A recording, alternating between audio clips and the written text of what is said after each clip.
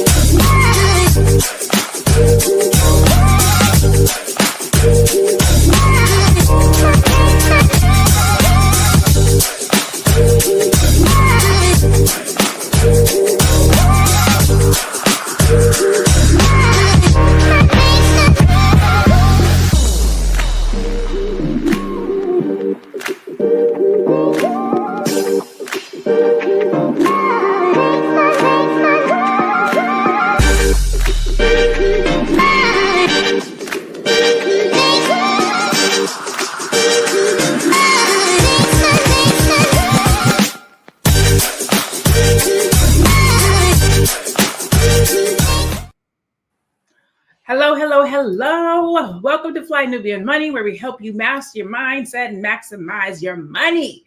Today, we are having a heavy but necessary we're asking a heavy but necessary question. What happens when your business fails or it looks like it's failing? After all your hard work, Nichole recently made headlines for temporarily losing ownership of her Slutty Vegan empire. But instead of hiding, she came back with a bold vision for what's next. This episode isn't just about her journey. It's about the mental, emotional, and financial tools that we all need to rise again when everything we built falls apart. Let's talk about the mindset of resilience, the lessons of failure, and how to keep your enthusiasm when you're bouncing from failure to failure. Our topic today is failing in business doesn't mean you're finished. Money, mistakes, and how to bounce back. We have a dope panel for you today. We have, let me see if I can do it. Oh, boom. We have Constance Carter,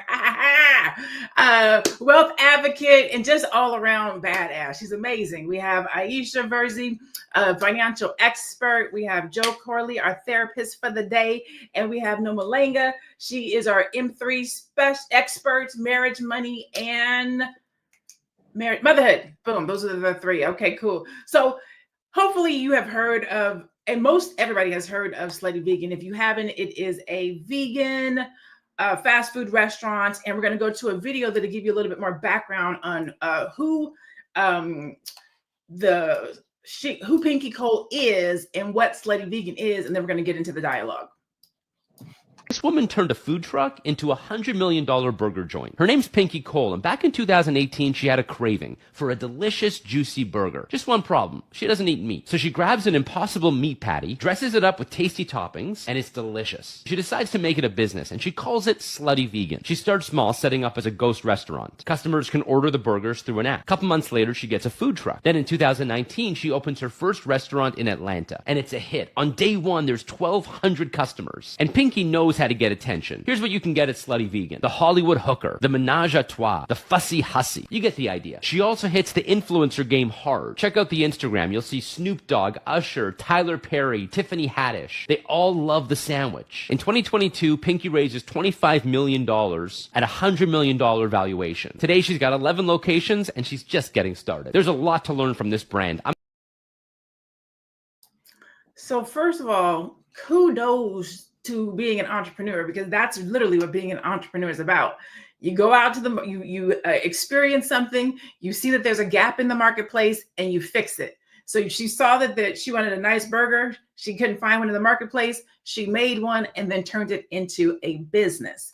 So, well, first, let's just talk about that before we get into the issue at hand, which is how she actually lost the business. What was your innovation to start your business? Because everybody on this in particular panel has a business. And so when you're first getting into creating a business, you don't know if it's going to fail. You don't know if it's going to be successful. You're just literally starting a business. So what is the mindset just to look at the marketplace and see that there's a gap and start a business, Joe? You are a business owner, you're a therapist, but you're also a business owner. What were you thinking when you first saw a gap in the market and decided that you were going to open your business? Yeah, well, obviously I wanted the opportunity to use my skill set So and do something that I'm good at. But mainly, I just wanted to do it my way. I have somebody who is, I come from the school system prior to this, and being really good at that, but also having to be told what to do here and there, and not really able to do things my way. So it really was just about having my way. Okay, so having your way. So for Pinky, it was she couldn't find a good burger. So she wanted it her way, but she didn't want it like Burger King. Not like the Burger King have it your way. She wanted it like the Impossible Patty have it your way. What about you, Constance? What kind of mindset? What were you thinking when you decided that you was gonna get out here with your PhD and start your businesses? So for me, I never really wanted to start nothing I ever really like just was like, I'm gonna do this. Like when I wrote a book, it was like somebody said you should write a book. So I wrote a book. So when it came to real estate, somebody told me you would be really good at real estate. It was after I bought a house when I was 23. And so then I got laid off. I was in IT, I got laid off. And so I really liked real estate. I really understood it, understood the just the different nuances, how it could be done better. And so then I ended up, I'm always trying to get some more education because I do have a PhD. I have a public high school diploma. It's like, okay, let me get this certification. Let me get this, license. Let me do. And I was just doing that. I just wanted to always elevate. And I got my broker's license, but it wasn't, I think, until maybe 4 more years after I got my broker's license that I went out on my own. Once you get your broker's license, you could actually become a broker and have your own business. And I hadn't had no intention. And then it was just like God prompted me and said, it's time. But really, it was like what I was seeing is I did business differently than everyone around me. I was transformational and everybody else was transactional. And I was like, it was about sales. It wasn't about serving people. And I always did business serving people. So it was what you learn in sales, call 100 people, get 10 appointments, close 2 deals. That's what they were told. That's what we get told.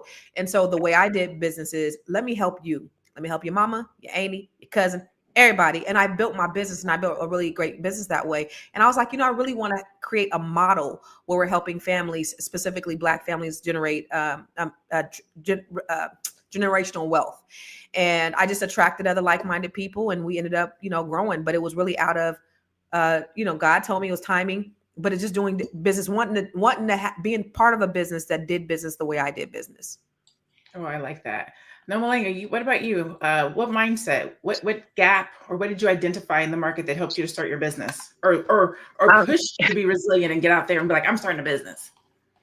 Yeah, I'll try and make it short, but I remember just kind of hating my life.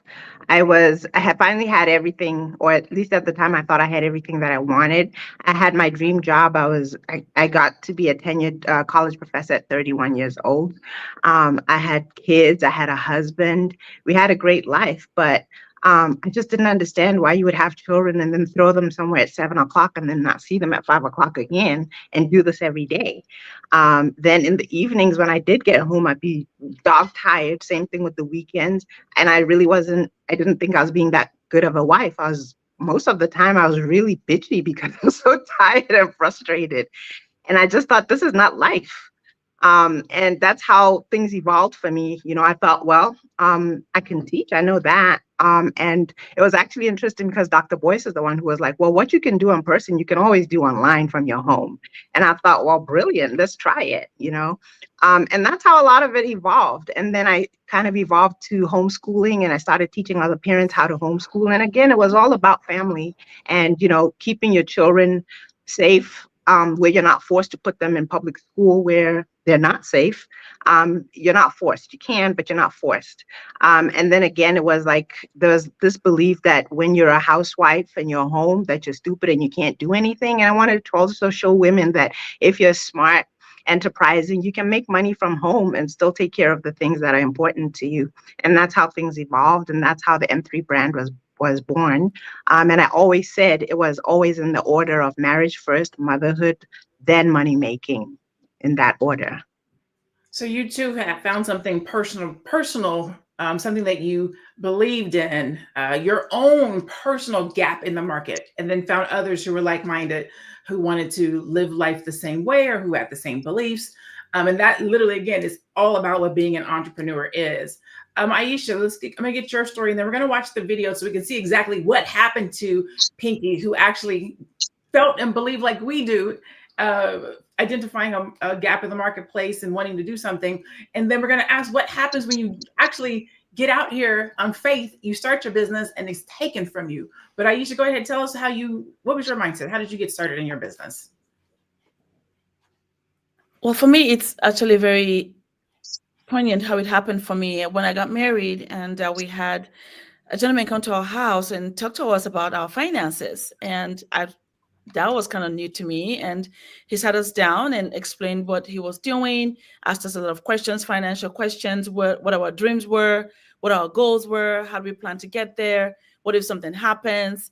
And that to me, what took me aback. And I said, wow, this is interesting.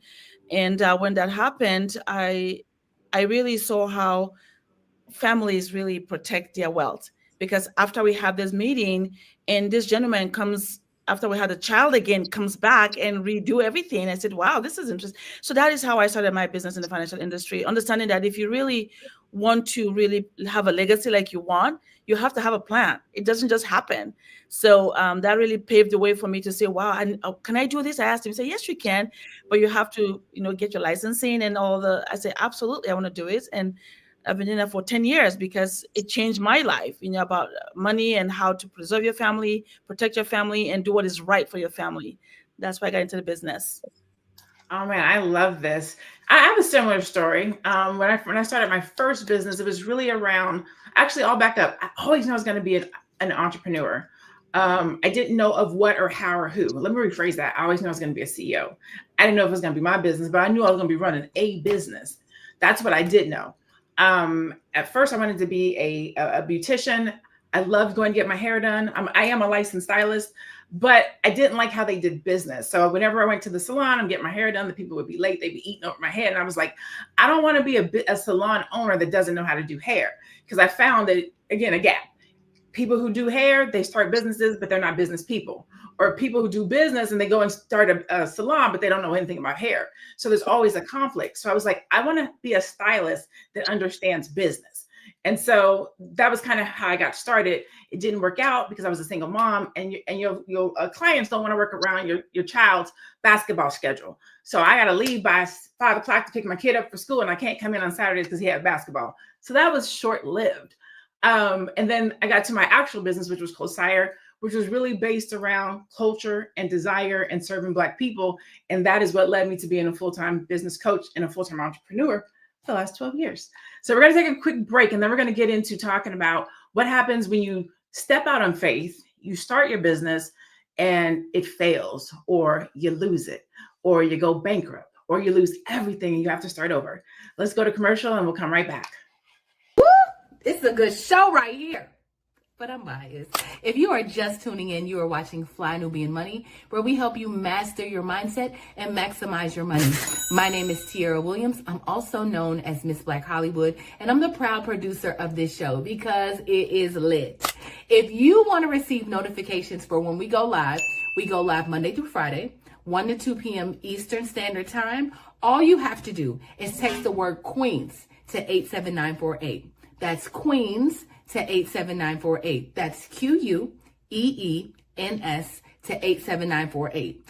Also, if you want to grow your money and not blow your money, all you have to do is go to flynubianmoney.com. There's all kinds of resources, there's courses, there's free giveaways. There's just no reason to be broke in 2025. All you have to do is go to flynubianmoney.com. Obviously, you don't want to be entertained here. You want to know enough to grow. Wait, I need to put that on a shirt. You got to know to grow. Got to know to grow. So know and grow with flynubianmoney.com. So know and grow with flynubianmoney.com. Why was that just a mouthful right now? flynubianmoney.com. All right, cool. So in the chat, let us know who in here has a business. This is your time. This is your free plug time.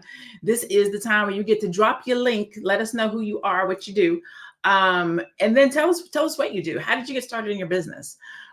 I'm going to give you a little bit of background on Pinky, and then we're going to go to this video where she's talking about kind of what's happening in her life right now.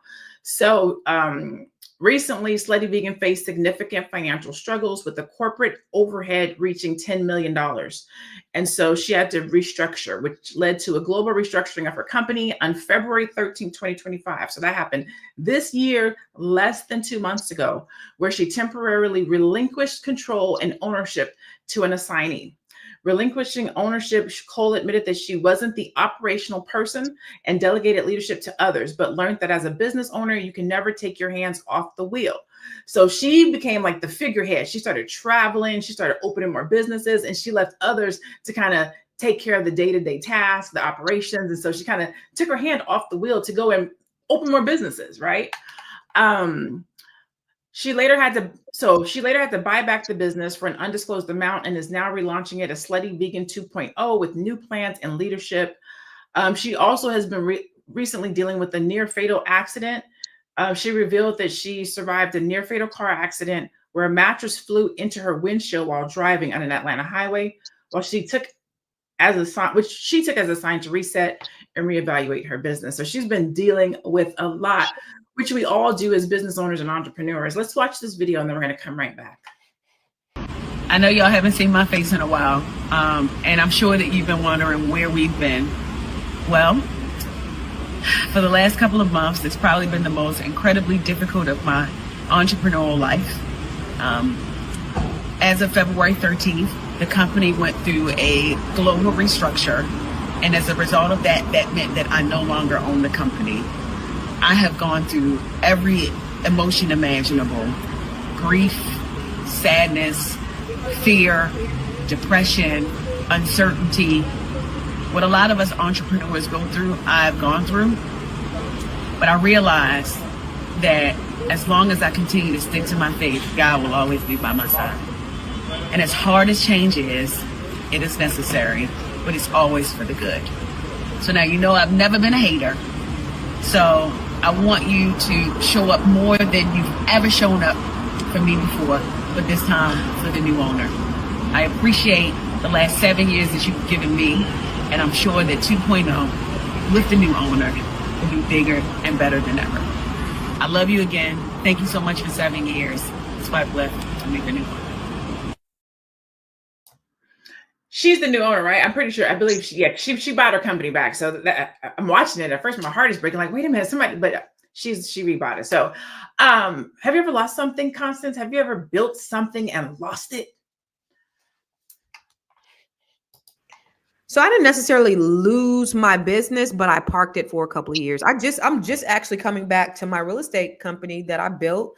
Many people know that I built the largest Black-owned business real estate firm in California, and great culture, great synergy. I mean, just to my own harm, I am a great leader. I know how to lead, but I've taken a lot of training around leadership, so I know how to develop leaders. I'm not a boss. I'm a leader, and a leader knows how to have people follow them. That's the difference. I don't boss people around. So I know how to train and develop people. I'm really good at that.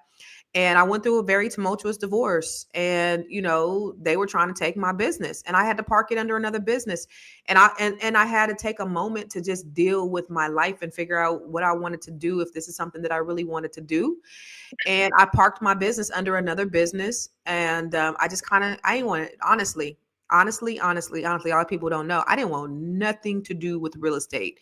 My agents would call, be like, "We best cat," because we had a great environment, great culture. Like, it was dope, beautiful offices. Like we 2 offices, one on the water. I mean, just beautiful. And I poured a lot into those my agents and my management. But I found out people were stealing money. I had given $10,000 bonuses to a few of my staff. Next year, one of the guys was stealing money from me, thousands of dollars.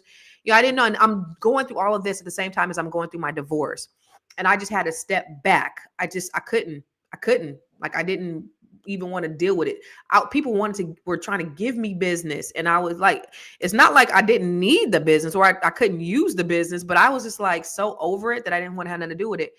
And I had to just kind of like reclaim what it was that I wanted to do and who I wanted to be and all those things. And So now, I'm rebuilding that. And, I have probably a small team, about 20, 25 people. Most of them are in California. And then I'm in the DMV, and me and my daughter. And, I'm going to do it again, but differently. And when I first started it back up, and I just started this back a few months ago, because I took a 2-year hiatus. And I was like kind of doing it on the side. It was like a side hustle, like real estate kind of on the side. I'm gonna let them take care. I really didn't really want to do it. And then something recently just kind of sparked a light under me. And I said, this is something that I really know I'm good at.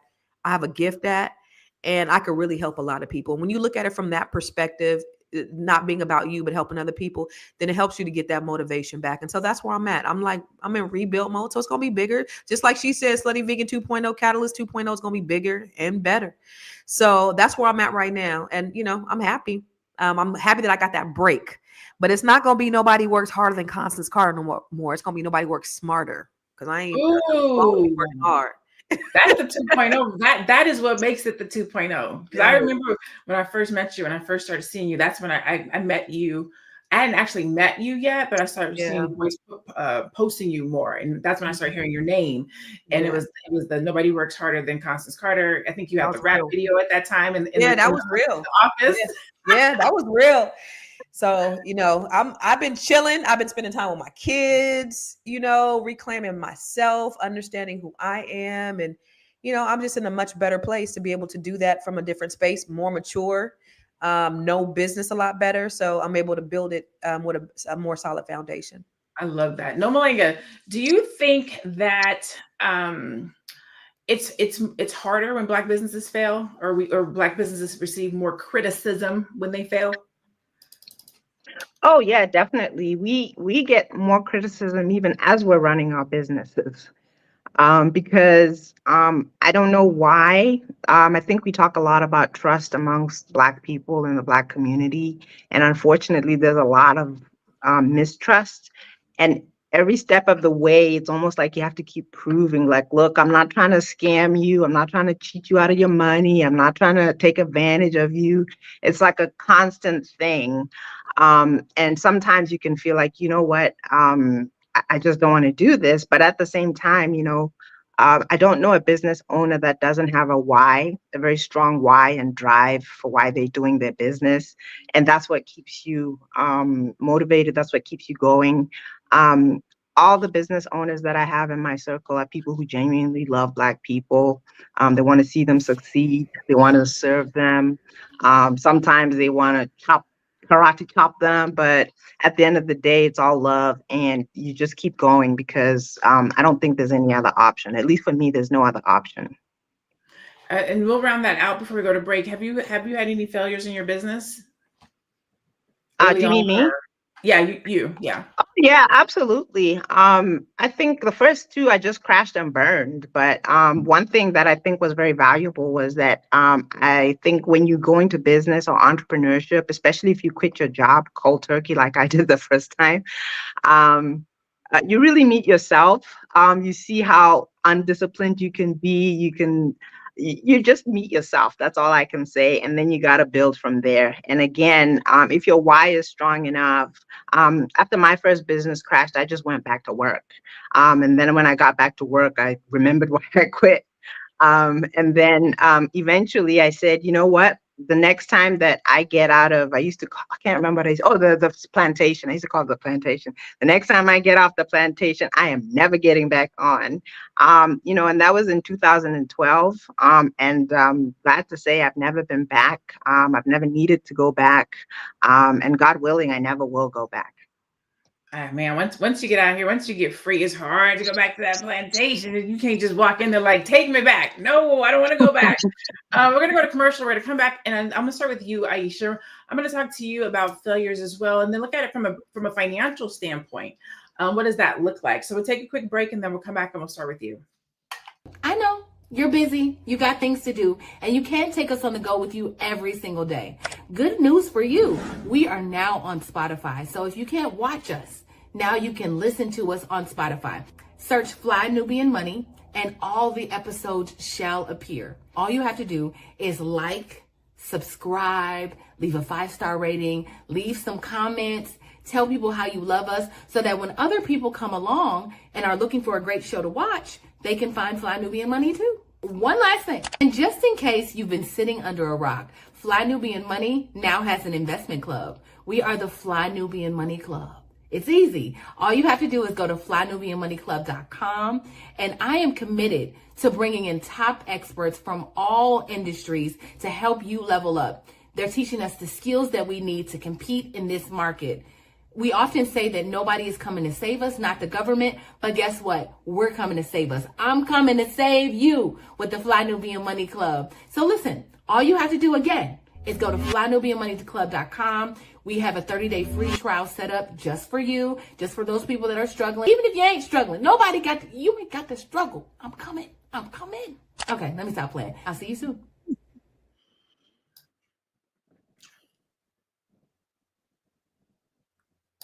I was just talking. In the chat, let me know if where have you failed? Have you failed in business or in your career? And then how did you bounce back? What was that like for you? I'm saving Joe for last because I want to come at this from a psychological standpoint. So I want to have him round this out and talk about the mental bounce back. But Aisha, what lessons has failure taught you, and or do you think that it's necessary to fail in order to succeed? Failure is really part of the game. Yeah, you have to fail forward. Sometimes we see failure as something bad, but it's actually you fail forward if you learn from the mistakes that you made in the past. My old broker dealer, we worked so hard, like building, and then we transitioned. Now I'm in a new broker dealer, starting from scratch. And then within that time, I was saving my money, just saving my money as I was working, saving my money. And I got into a business with somebody else, and that money was just gone. They took the money and literally, it was heartbreaking. And I questioned myself, why didn't I see the red flags? What happened? And I'm in the financial industry. How did that happen? But people, it happens. So I see myself, wow, am I a failure? I said, no. Even though it took a long time for me to bounce back at that time because of the emotions of being depressed and doubting yourself and asking myself, what happened? But what I learned, though, in that process is that if you lose something that is so precious to you, now you go back and rewind and say, well, what did I do? What did I miss? And now going forward won't happen again. And now in the new space that I'm in right now, if somebody brings a business idea to me, I know what to look for. I know what questions to ask, right? Because now I've gone through that stage where I lost so much and I'm rebuilding. So you fail forward and you don't stay there because you understand that it's just part of the journey. And if you don't fail, then how do you grow? How do you pivot? How do you reinvent yourself? So failure sometimes actually is a springboard for the next level. And that's exactly what I'm using that experience for, is that it won't repeat itself, right? Because now I've learned from it. So just what the lessons that I learned from my failures, like, you pivot with your failures and you go to the next level, regardless of the situation. Man, I think you're saying what Armando Walls was saying was, if you're not making mistakes, you're not trying. Like, you have to literally get out here and lose to win. And sometimes even when you win, you can still lose again, right? Entrepreneurship is like a push and pull, a give and take, 2 steps forward, 1 step back, 10 steps forward, 1 step back. It's a process of learning. We don't like the losses, but we learn from them and we get back in the game and we keep moving forward. Joe, right? Can you tell us about a lesson that you personally may have learned from a failure, but also how do people mentally recover from a big loss or failure like this? Okay, so let me be real. Okay, so when I took my first L early, like 19, and many people don't know this, but when I was 19, I had a restaurant. I had a whole restaurant that I ran. Oh. Yeah, I got a little money from my mom's wrongful death situation, so I got like 80 racks from that. And I blew through 70 of it like any 18, 19-year-old would without any financial literacy. But yeah, blew through it. And that's something that stuck with me for a long time. But that last 10, I took that last 10 and invested in a restaurant on the south side of Minneapolis. And we had a great product. We had a great location. We had all the things. But I had, crook for a partner and a crackhead for an employee. And straight up crackhead. straight up crazy. Giving away 6-piece chickens for rocks, crack rock. And I learned in that situation. Hold on, Constance. Don't. Hold on, Constance. I learned in that situation because the business failed. I mean, my partner, who was my stepfather, was a crook, and it went under. I dropped out of school to run this business, and eventually, I learned that I'm gonna get back in school, but without mentorship, without financial literacy, I didn't open up or try to start another business for 20 years. And it really wasn't me like not having an opportunity. It was me being soured on the situation. But I didn't realize and I didn't internalize what lessons I had learned from that. And now in 20 years later, running businesses, I failed like 3 or 4 times before I got this one off the ground. But I took those lessons from that failure when I was 19 and really, incorporated them into what I was doing. But what I'm learning and what I've learned over time about bouncing back is I liken it to kind of the feeling I got like with my family, early in my marriage. We had a miscarriage, right? And what I learned in that moment was how common it was. It's like all these women is coming out like, well, we had it. I mean, it was so common. I didn't know that. And it's the same thing in business. When you fail, you recognize, and you talk to other business owners and people that try to run businesses, it's so common for all these lumps and failures because, like, what are we doing? You know what I mean? We don't know. A lot of us don't know what we're doing. We just know we're good at something and we're trying to get paid from it. So what I'm saying about bouncing back is you have to have an understanding that you are not unique in that failure. You are not unique in that failure. And then also mentorship is so critical. A lot of folks will gatekeep. No lie. They will gatekeep.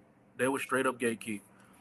But there are people that will, pour into what you're doing because they remember what it was like when they was getting hit upside their head. So those type of beliefs will keep you going and understanding that in the real actual belief that you are good at something, you have a gift. If what you're selling, if what your business is your gift, because I'm speaking from that standpoint, I have a gift. So my business is off of my gift. So I know this is a real thing, and I have to, I got to get that imposter syndrome off of me and recognize that, straight up, I'm really good at this, and I have to say that out loud.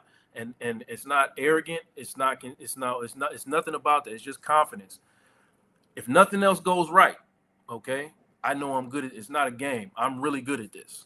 So that's the type of belief that I have to keep internalizing with myself so that I can keep going forward. Man, that was good. Mm-hmm. Listen, that imposter syndrome is that's a real deal. And thank you for saying that, because a lot of times when we talk about imposter syndrome, we're only talking about it from a woman's perspective. And recently I've had a couple of Black men be like, we deal with that too. My biggest fail, not my biggest fail, but I'll talk about my earliest fail. When I left my corporate job, I left with $50,000. And so I was like, okay, I got enough. This should hold me over for a year. I was making about 65 at that point. And so I was like, $50,000 should allow me to make it through for a year in my business. But kind of like what Joe was talking about, I'm a fresh, brand new entrepreneur. I'm leaving my job. I'm going into this full time with $50,000. Those are my living expenses. So I did not account for business expenses. So I was out of money in like 6 months. So yeah, that was my first lesson. And then I was like, okay, cool. I'm gonna do a crowdfunding campaign, which worked out well. I raised $10,000 in less than 30 days. But one of the reasons why I lost a lot of my $50,000 is because I needed to get a website built. And I wanted Cosire to be like this amazing website that nobody had. And so I wanted it to be coded from scratch. And the first quote I got was $22,000. And I was like, well, that's half of my $50,000. So I didn't do it. And then I got a quote for $17,000. And I was like, dang, that's still a lot of money. And then I got a quote for $8,500. So I was like, boom, I'm about to spend this $8,500. I'm about to run it. And so what I didn't know is that there's a difference between a website designer and a website developer. And so I had hired a designer and I needed a developer. And I was adamant on, I want to make sure that this website is customized. And he was like, we're going to make sure it's customized. And so he as a designer hired developers to develop this website off of a theme. And so everything I asked for, I needed to do this. It can't do that. But well, I needed to do this. Well, it can't do that. Well, I need to do this. And he was like, we can't do that. Well, I was like, well, that's not custom. Like that's not a custom site. So my first website was $8,500 down the drain. So just nobody saw it. The second website I had, I got a developer, and she was only $2,500. So $10,000 out the gate lost on a website because I didn't know the difference between a website designer and a website developer. Now, how do you turn a loss into a win?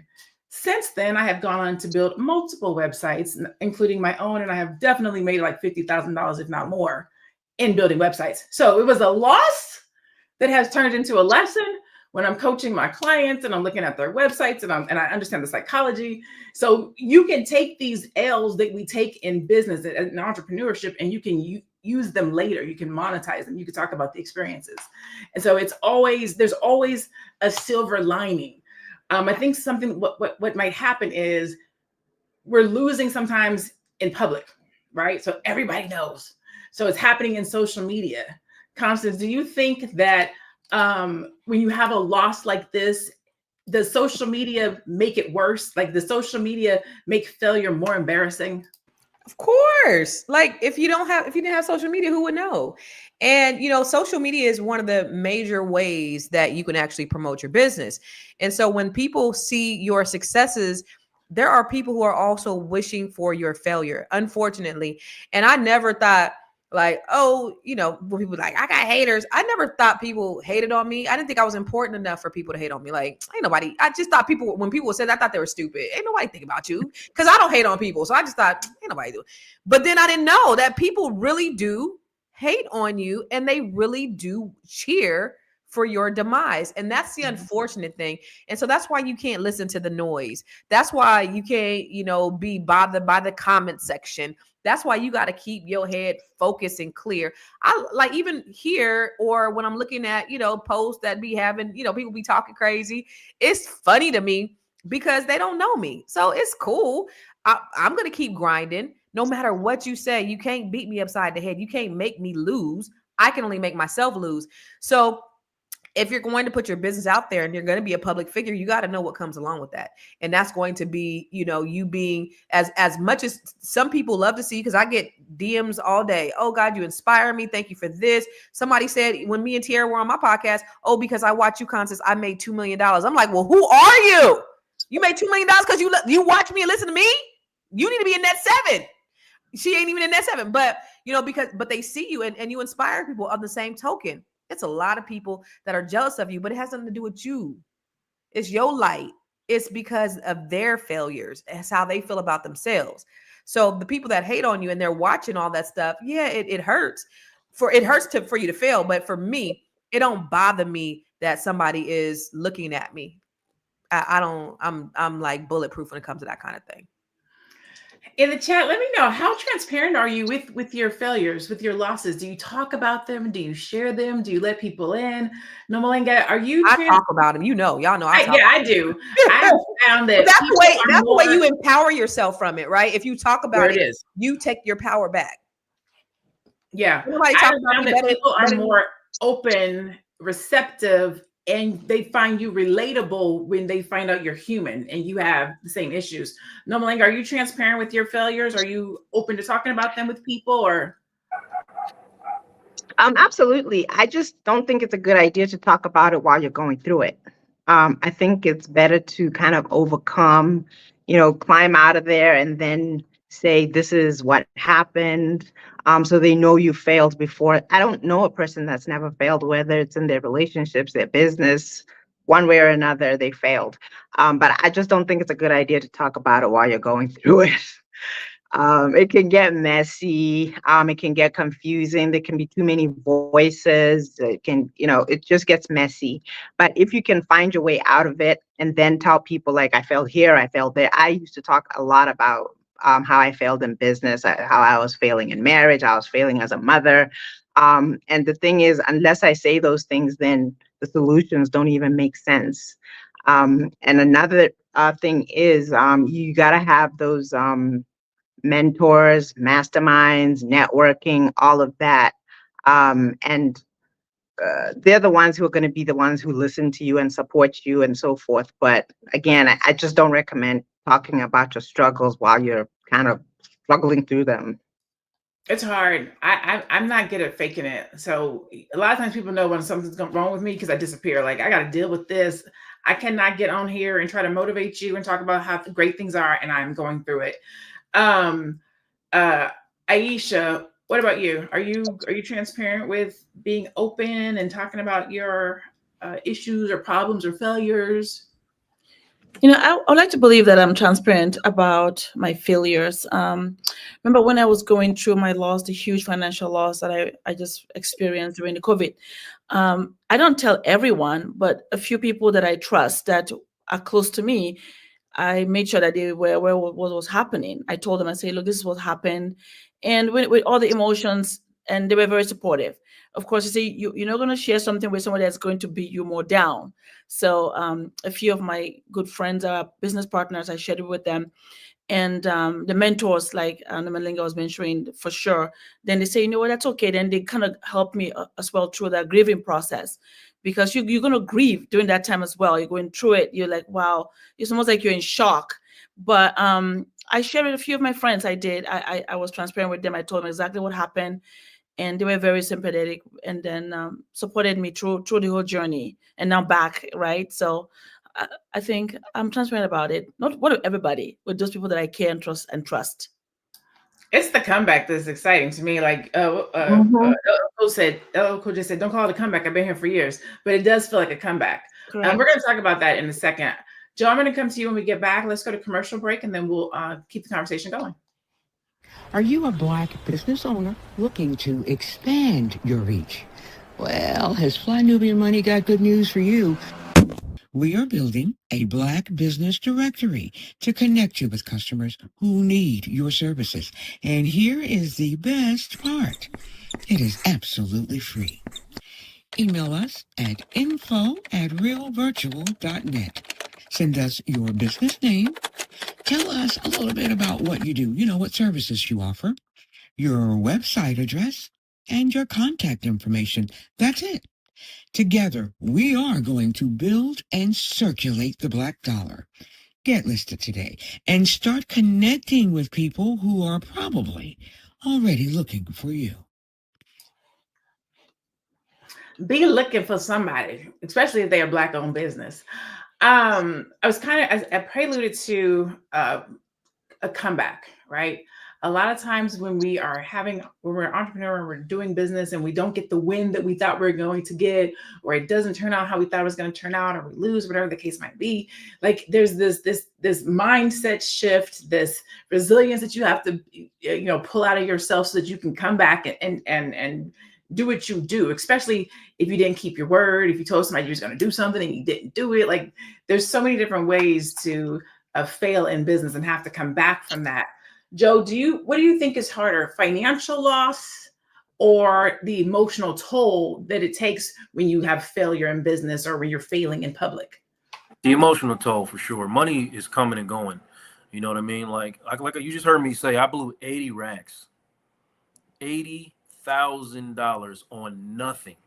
I literally had nothing to show for it when I was done. This is why I enjoy Constance's content with her daughter so much, because I just didn't have anybody to say anything. No one pulled me aside. Listen, my parents had just died.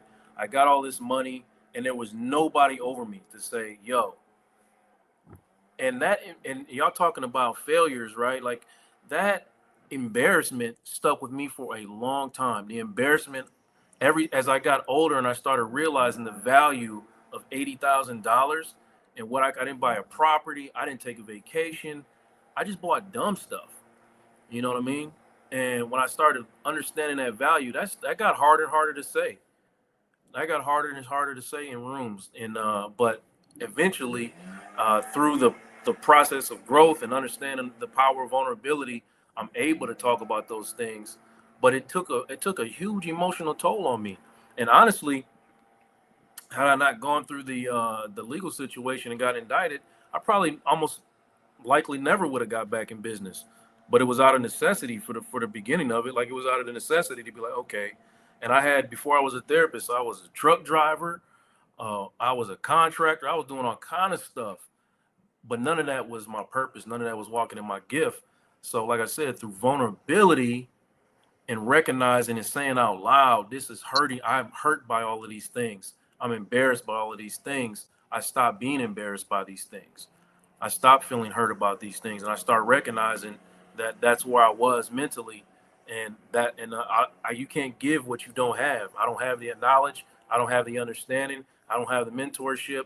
So stop beating myself up and just start walking forward. You know what I mean? Like, you have to, you know what I mean? Like, you have to. So 100%. I tell people all the time, money, that will come back around 10 years from now. Whatever you spent or lost, if you have real understanding, you won't even be tripping off of that. But that emotional toll, if you don't get it up off you, it'll stay on your neck.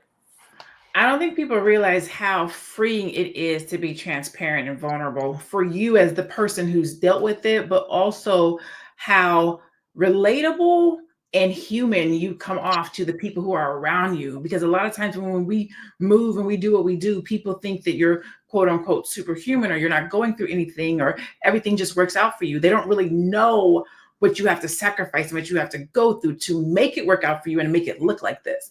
So when you show up and you be transparent and you say, this is what I'm going through, this is what happened, this is how I lost it, this is how I got it back, I don't look like what I've been through, it humanizes the experience, and people feel like, oh, well, I can do it too. Oh, well, my loss wasn't that bad, or that happened to me too. So we have to be transparent. We have to talk about these things. Let's go to this now, our last video, and we're going to give you some stats, and then we're going to round this thing out. We'll go to the video real quick. It was actually my first time publicly saying it.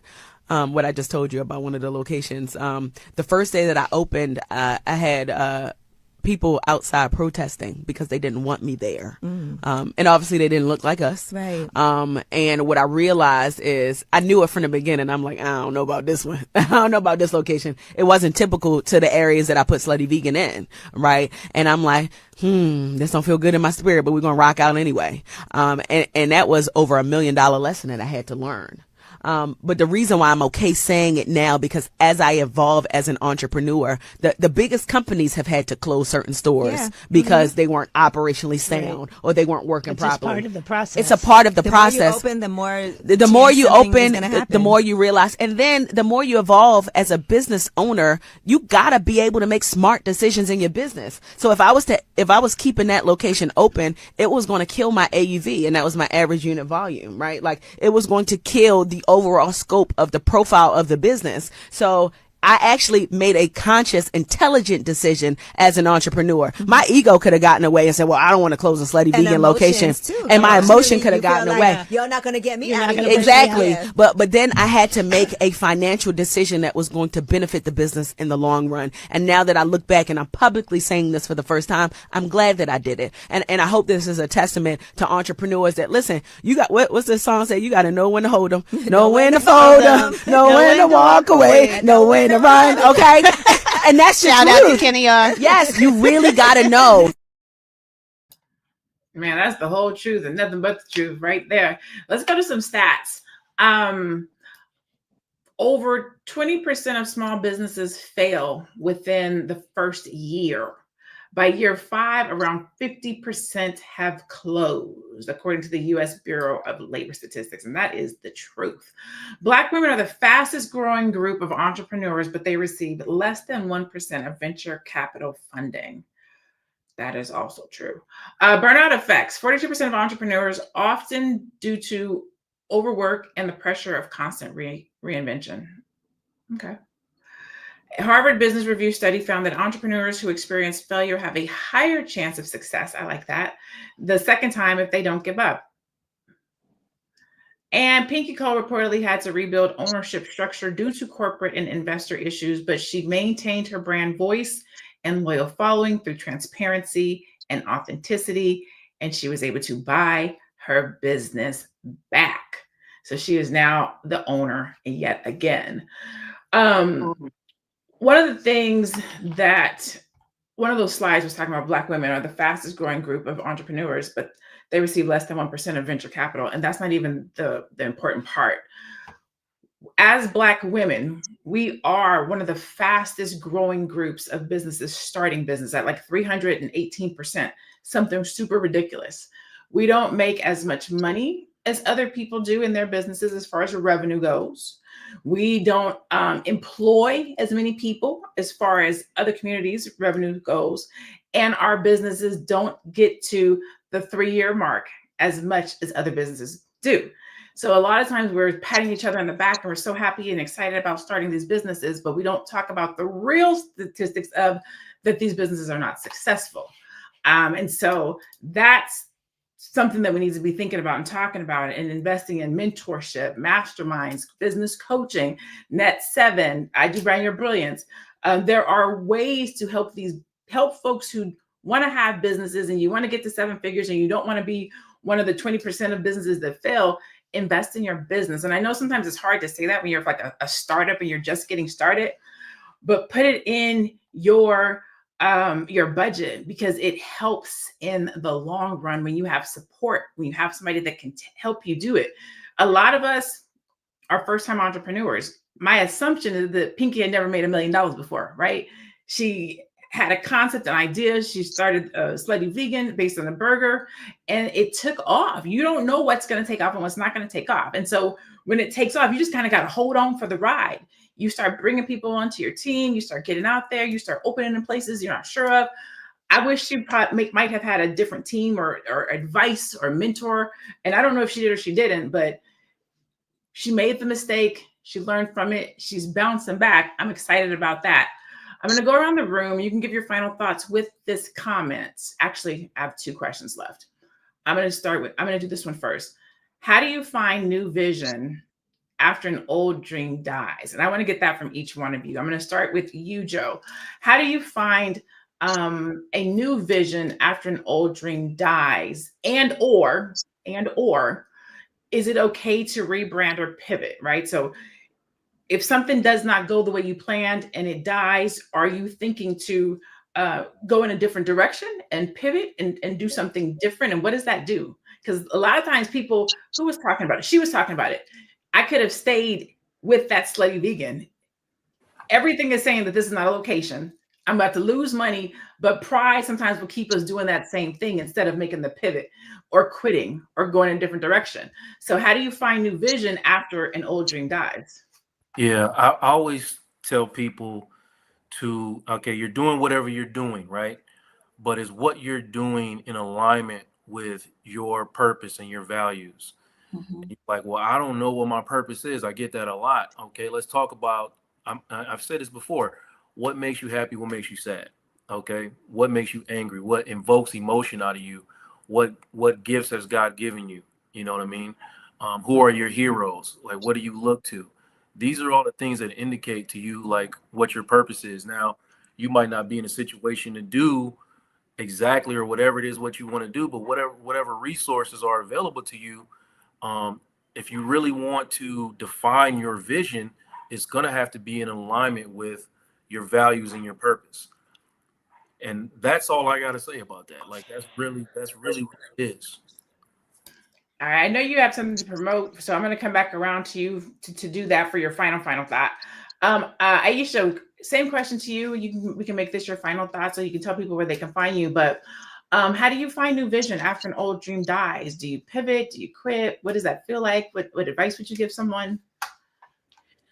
Definitely pivot, right? If you have a dream and if it dies, maybe because you don't think that's what God is calling you to do based on your values that you have, then you pivot, because I know that we all have our own unique dreams that is in us. And those dreams are many. So as we write them down, if one doesn't go the way we plan, we pivot to the next one and find mentors to guide and help us throughout that journey. Because whatever we think we want to do today, somebody has probably walked that path.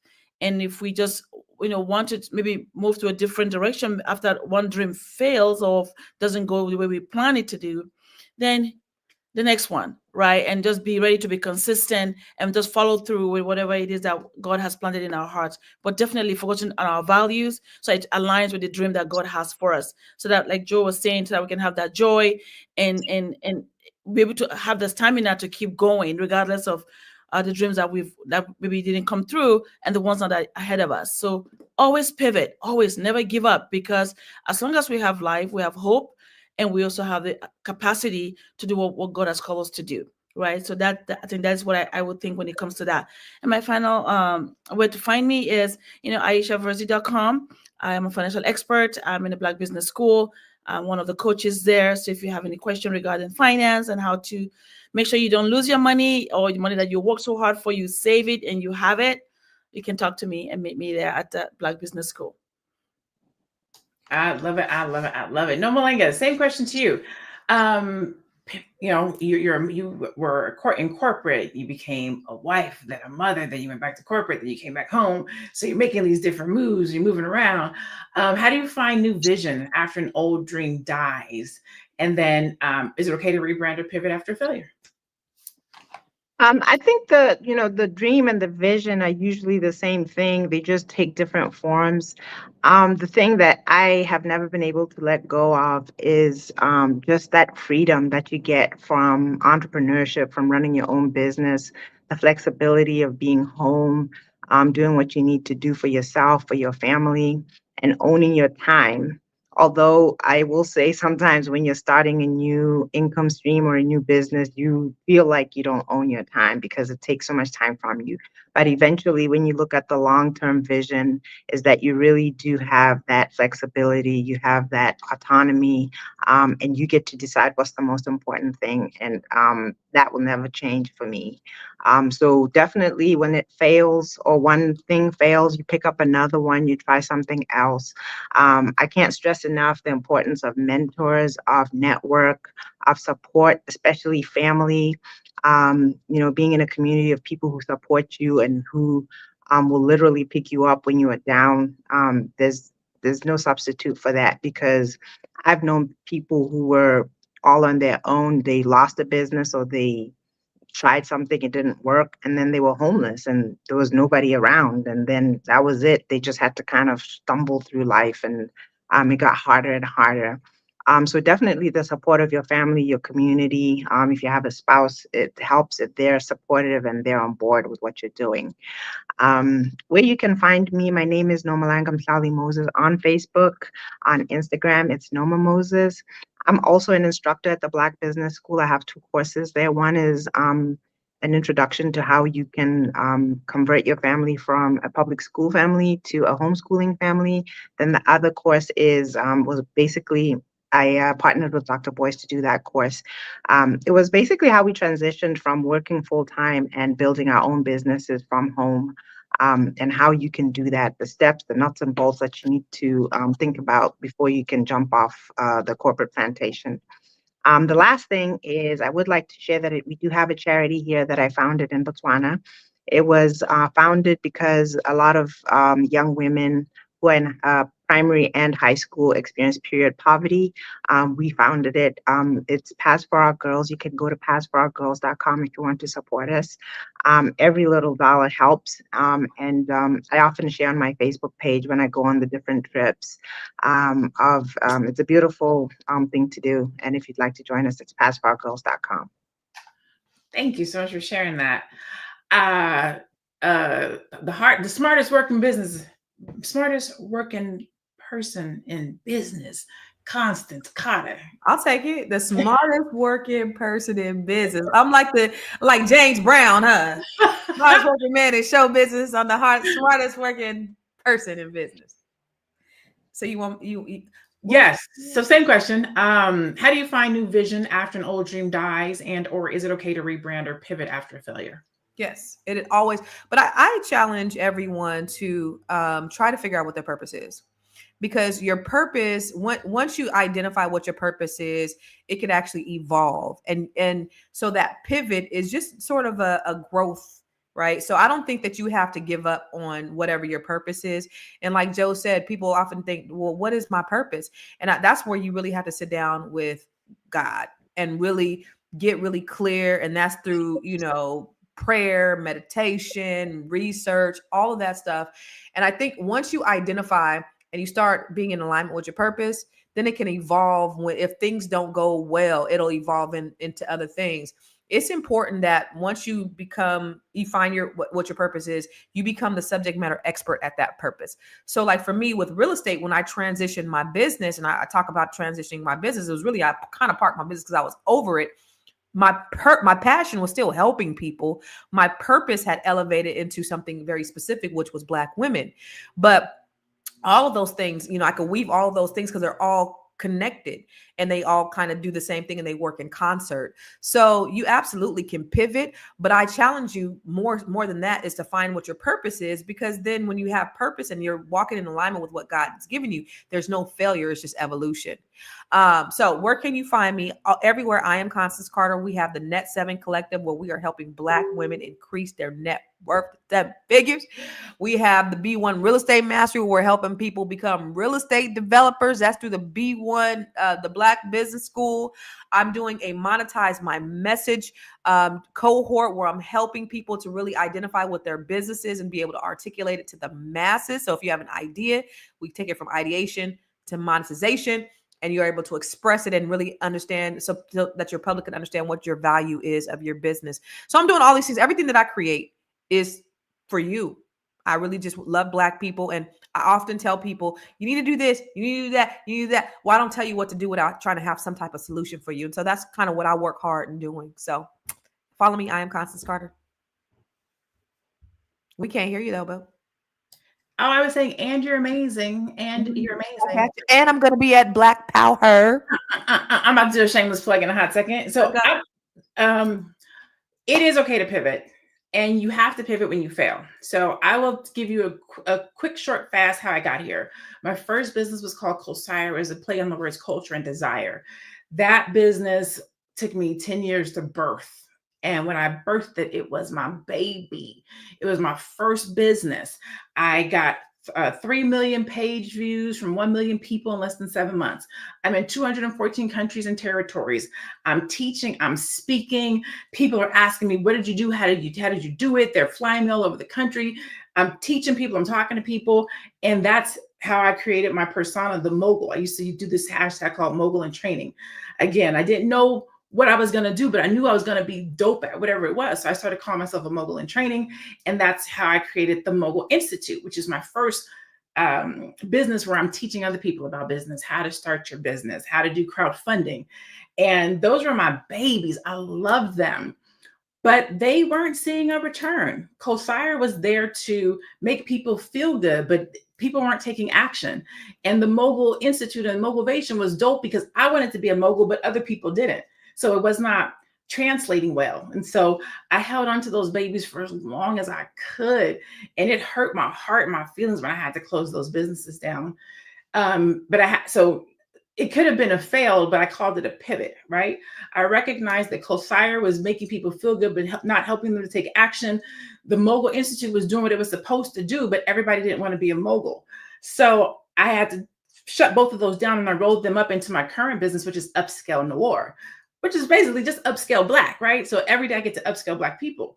Somebody might not want to be a mogul because they think that it's too hard to be Oprah, but they understand scaling up 1 to 2, 2 to 3, 1 to 5, and they can do it on their own. It's not taxing. It doesn't weigh you down. Oh, man, I don't want to be a mogul. I just want to get a new car. I just want to do this. So Upscale Noir made more sense. It's easy to do, right?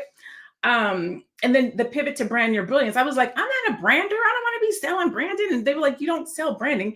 You're helping service-based experts who are brilliant to build a business that they can brand. And I was like, oh yeah, that's exactly what I do. Cool. So I had to pivot there. And then finally with Black Power, which Constance says we have coming up, it is where I get to sit and mentor and teach and talk to and bring all my favorite homegirls and invest in other Black people.